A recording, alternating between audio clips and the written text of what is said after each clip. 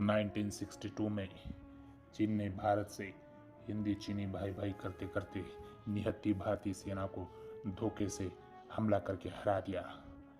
ऐसा करके चीन ने उसका एक कट्टर प्रतिस्पर्धी तैयार कर लिया। दोस्तों, 1962 के युद्ध में भारत ने बहुत कुछ सीखा। 62 के युद्ध के बाद में 5 साल बाद 1967 में भारत और चीन के बीच हुई सैन्य झड़प में भारत ने चीन को बुरी तरह से परास्त कर दिया था। चलो तो दोस्तों, आज हम जानेंगे 1967 में भारत और चीन के बीच में हुआ नाथुला और चोला संघर्ष के बारे में। 1962 के युद्ध को 5 साल हो चुके थे। चीन की गद्दारी को भारतवासी भूले नहीं थे। चीन को भारत अच्छी तरह समझ चुका था। चीन आगे भी हम पर धोखे से हमला जरूर करेगा, ये हम जान चुके थे। उस वक्त की प्रधानमंत्री श्रीमती इंदिरा गांधी जी भारत और चीन सीमा रेखा पर अपनी सेना को दोगुना करने का आदेश दे चुकी थी, क्योंकि चीन दोबारा कोई कदम उठाता है तो उसको करारा जवाब दिया जाए। 1962 के युद्ध के बाद में भी चीन और भारत के सैनिकों में हाथापाई और झड़पें होती रहती थी। आज ही की तरह चीनी सैनिक भारतीय सीमा में आके घुसपैठ करते और भारतीय सैनिकों से हाथापाई करते। 18 अगस्त 1967 में चाइनीज आर्मी ने भारतीय के इलाके में स्ट्रेंज यानी कि खाई जैसे बंकर, जहां पर छुपकर फायरिंग की जाती है, भारत के इलाके में बनाना शुरू कर दिया था। भारतीय सेना ने इसका कड़ा विरोध किया, तभी चीनी सेना ने अपना काम रोक दिया। कुछ दिनों बाद चीनी सेना ने फिर से भारत के इलाके पर अपना स्ट्रेंच बनाने का काम शुरू कर दिया।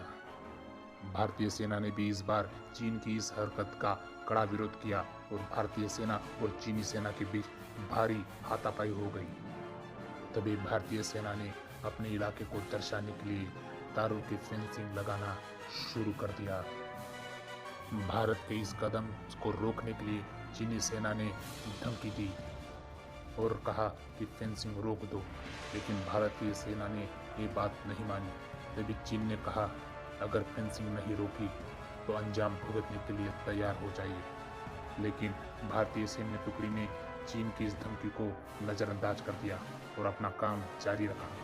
तभी चीन ने फेंसिंग कर रहे भारतीय जवानों पर मशीन गन से हमला कर दिया। इस हमले में भारत के सैनिक शहीद हो गए और कई सैनिक घायल हो गए। इस हमले का जवाब देने की भारतीय सेना ने ठान ली और अपनी तोपों को चीनी सेना के विरुद्ध में खड़ा कर दिया। भारतीय सेना ने अपनी तोपों से चीन की सेना पर बम गिराने शुरू कर दिए। युद्ध क्षेत्र में भारतीय सेना अच्छी पोजीशन में थी और चीनी सेना कमजोर। भारतीय सेना ऊपर की ओर लड़ रही थी और चीनी सेना नीचे की ओर। भारतीय सेना आसानी से चीनी सैनिकों को मार गिरा रही थी। तभी चीन ने शांति रखने की विनती की, लेकिन भारतीय सेना जवाब देती रही। लेकिन आखिर में 14 सितंबर 1967 में दोनों सेनाएं ने शांति रखने का फैसला कर लिया। लेकिन चीन बाज नहीं आया। उसने कुछ दिनों बाद भारत के क्षेत्र नाथचोला में अपनी सेना से घुसपैठ करा दी। लेकिन इस जीत से भारतीय सेना का मनोबल काफी बढ़ गया था। चोला में हुए संघर्ष में भारतीय सेना ने चीनी सैनिकों को बुरी तरह परास्त कर दिया।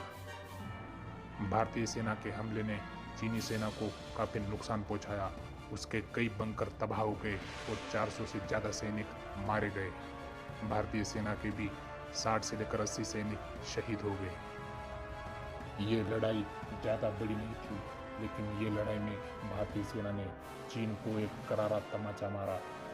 भारतीय सेना जो चीन से हुए युद्ध के बाद में थोड़ी निराश हो गई थी, अब इस जीत ने भारतीय सेना में एक नया उत्साह पैदा कर दिया था।